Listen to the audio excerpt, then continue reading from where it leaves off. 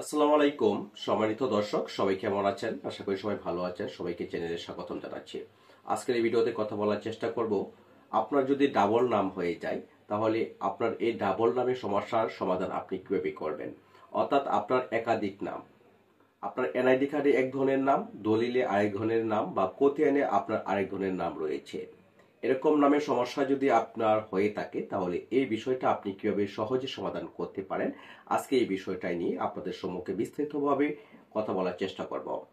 সম্মানিত দর্শক, অনেক সময় দেখা যায় যে এনআইডি কার্ডে আপনার এক ধরনের নাম রয়েছে, কোতিয়ানে আপনার আরেক ধরনের নাম রয়েছে, এবং দলিলে আপনার আরেক ধরনের ডাক নাম দিয়ে আপনার দলিল হয়ে গিয়েছে।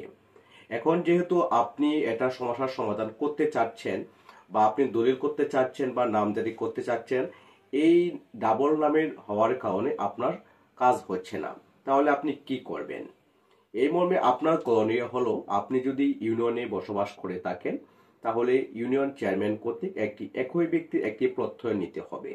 এখানে উল্লেখ থাকবে যে, আমি উদাহরণস্বরূপ যদি আপনাদেরকে বলি, আপনার ডাক নাম হচ্ছে মোহাম্মদ শরীফ এবং আইডি কার্ডে রয়েছে মোহাম্মদ শরীফুল ইসলাম, এবং দলিলে যদি থাকে শরীফ, এই মর্মে আপনার হবে মোহাম্মদ শরীফুল ইসলাম উরুফে শরীফ এবং উরুফে মোহাম্মদ শরীফ, একই ব্যক্তি এলাকায় উভয় নামে পরিচিত। এই মর্মে আপনি একটি চেয়ারম্যান কর্তৃক একটি প্রত্যয়নপত্র নেবেন।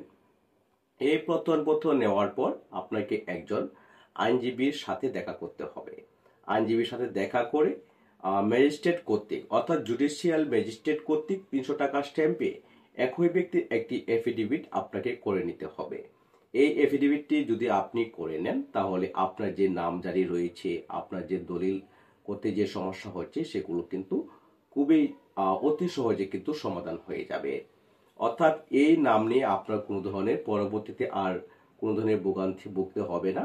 অর্থাৎ এই এফিডেভিটের মাধ্যমে এবং চেয়ারম্যান কর্তৃক যে আপনার একটি একই ব্যক্তির প্রত্যয়নপত্র থাকবে, এই দুইটা কাগজের সমন্বয়ে কিন্তু আপনার যে ডাবল নাম রয়েছে সেই ডাবল নামের সমস্যার সমাধান আপনি করে নিতে পারবেন।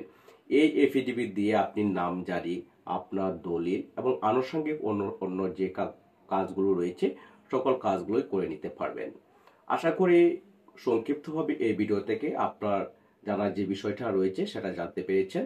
যদি আপনার আইন বিষয়ে বা আরো অন্য যে কোনো বিষয়ে যদি জানার ইচ্ছা থাকে তাহলে অবশ্যই আপনি কমেন্টস করে জানাতে পারেন। এছাড়া লিঙ্কে দেওয়া নাম্বারে আপনি যোগাযোগ করতে পারেন। সকলের সুস্বাস্থ্য দিকেও কামনা করছি।